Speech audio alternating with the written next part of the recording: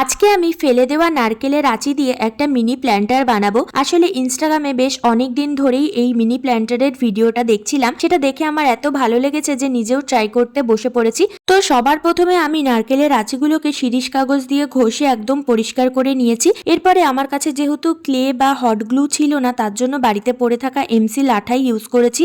এই আঠাটা দিয়ে ফার্স্টে আমি কিছুতেই এটাকে জোড়া দিতে পারছিলাম না, ভীষণই প্রবলেম হচ্ছিল। তো অনেক কষ্ট করে আমি এটাকে ফাইনালি জোড়া দিতে পেরেছি। তো এইটাকে একদিন আমি এইভাবে ছেড়ে দিয়েছিলাম শুকানোর জন্য। শুকিয়ে যাওয়ার পর আমি এখানে ওয়াল প্রাইমার অ্যাপ্লাই করেছি পুরো নারকেলের আঁচি দুটোর মধ্যে। এটা ভালো করে শুকিয়ে যাওয়ার পর এখানে আমি পুরো নারকেলের আঁচিটাতে কমলা কালার করে নিয়েছি, কারণ আমি কমলার ওপর সাদা কোনো ডিজাইন করতে চাইছিলাম, তার জন্য পুরোটাকে কমলা কালার করেছি।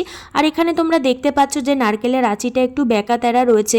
আসলে আমার কাছে কাটার ছিল না বলে আমি ঠিক করে কেটে নিতে পারিনি। তো যাই হোক, পরে কোনো সময় না হয় এটা সেট করে নেওয়া যাবে, কিন্তু আগে তো আমি এটা তৈরি করে ফেলি। আর তস সইছিল না আমার ইনস্টাগ্রামে ভিডিওটা দেখার পরের থেকে। যাই হোক, এখানে আমি আমার মনের মতন করে একের পর এক ডিজাইন করে গেছি। আর ডিজাইনগুলো খুবই ইজি, যে কেউ দেখলে পারবে। আমি সেরকম একটা ভালো আঁকতে পারি না, তো আমার যা মনে এসছে আমি একের পর এক এর উপর চাপিয়ে গিয়ে জাস্ট এটাকে ফিল করার চেষ্টা করেছি। তো তোমরা জানিও যে আজকের কাজটা তোমাদের কেমন লাগছে। অ্যাকচুয়ালি এর মধ্যে আমি জেড প্ল্যান্ট বসাবো বলেই আর কি ঠিক করেছিলাম প্রথম থেকে, কারণ ইনস্টাগ্রামে আমি অনেককেই দেখেছি এরকম নারকেলের আঁচিগুলোর মধ্যে জেড প্ল্যান্ট বসিয়ে সেটাকে ঘরেই রেখেছে। তো আমিও ঠিক সেরকমই করব। এই হচ্ছে নারকেলের আঁচিটার ফাইনাল লুক। আর এই দেখো, আমি একজন আন্টির বাড়ি থেকে জেড প্ল্যান্ট নিয়ে এসে এর মধ্যে বসিয়েও দিয়েছি। তো কেমন লাগছে তোমাদের দেখতে অবশ্যই জানিও।